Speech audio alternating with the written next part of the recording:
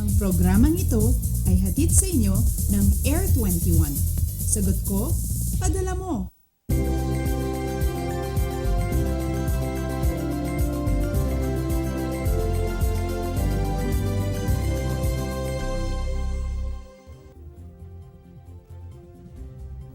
Diyos marhay na aga Luzon, na imbag na bigat Visayas at maradyaw na buntag Mindanao.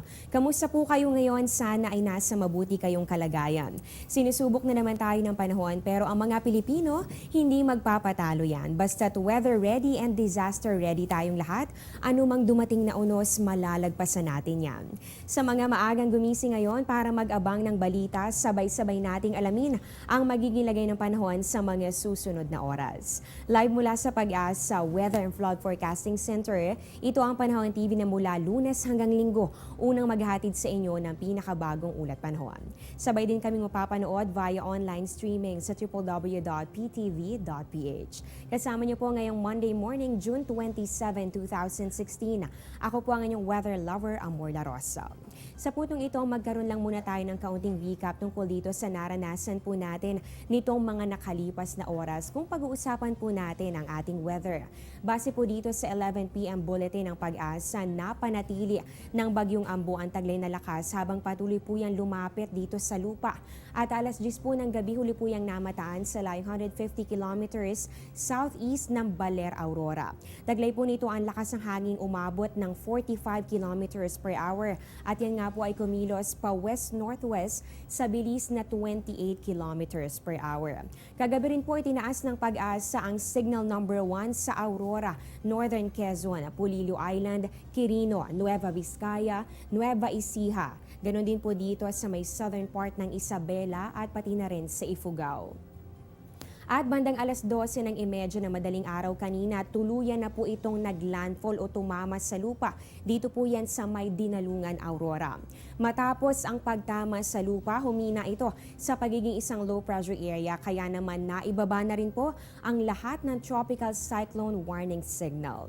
Alauna naman po ng madaling araw, huli po yang namataan sa vicinity ng Quirino Province. At mamaya-maya lamang alamin po natin ang pinakahuling datos mula mismo sa isang weather forecaster ng Pag-asa. Kaya tutok lamang po kayo dito lamang sa Panahon TV. At eto naman para sa mga magulang at estudyanteng nanonood ngayon, makinig pong maigi. Wala pong pasok sa ilang eskwelahan dito po yan sa Luzon dahil nga po yan dito sa naging epekto nito nga Bagyong Ambo. So ito po na preschool to high school, wala pong pasok dyan po yan sa Baler, Aurora. Wala rin pong pasok ngayong araw, dito yan sa Infanta, Quezon, preschool to elementary po yan.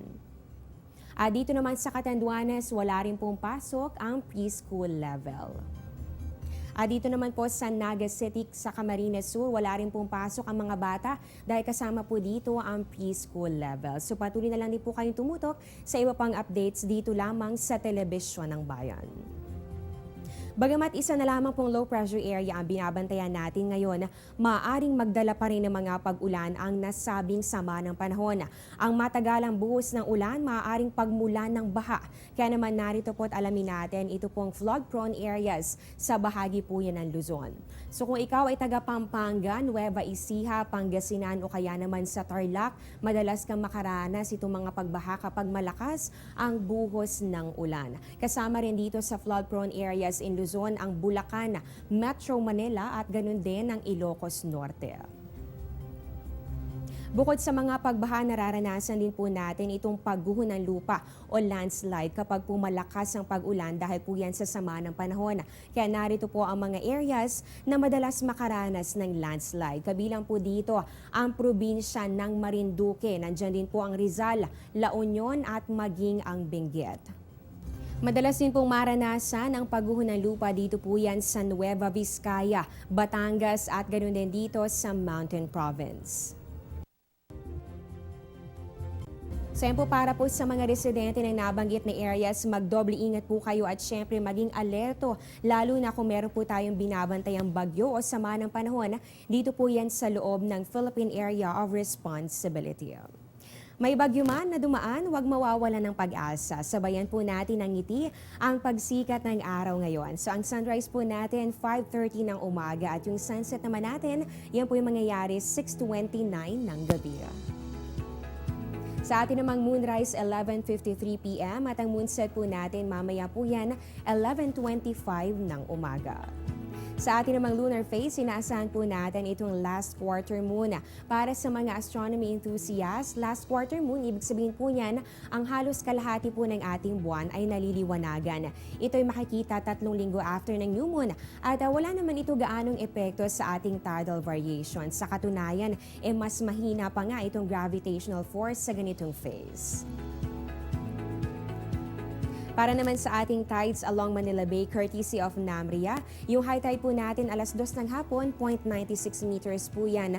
At ang low tide naman, 10:04 p.m., aabot lamang ito ng 0.15 meters. Yan naman silipin din po natin ang pinakauling datos ng pag-asa tungkol dito sa binabantayan po nating dam sa bahagi po ng Luzon. Kabilang sa ating binabantayan itong Magat Dam, Pantabangan at ganun din itong Angat Dam. Unahin po natin itong Angat Dam. Total tayo po ay nakaranas din ng mga pag-ulan nitong mga nakalipas na oras. So alamin natin kung nagkaroon kaya ito ng epekto sa water level. Sa Angat Dam, matatagpuan po yan sa Bulacan. Kahapon po nagkaroon ito ng 181.08 meters at nakita po ito ng pagbaba sa water level na umabot ng 0.01 meters. Sa Magat Dam naman, naitala po dito ang 179.52 meters at nagkaroon po ito ng decrease in water level na umabot ng 0.56 meters. At panghuli natin sa Pantabangan Dam, dyan po yan sa Nueva Ecija. Kahapon ng umaga naitala po ng pag-asa ang 188.71 meters. Kaya naman nagkaroon din po ito ng pagbaba sa water level na umabot ng 0.22 meters. Mapapansin niyo po, lahat po ng ating binabantayang dams nagkaroon pa rin ng pagbaba sa water level kahit nakaranas naman tayo ng mga pag-ulan nitong mga nakalipas na oras. Umpisa pa lang po yan, magbabalik pa ang Panahon TV pagkatapos ng ilang mga paalala.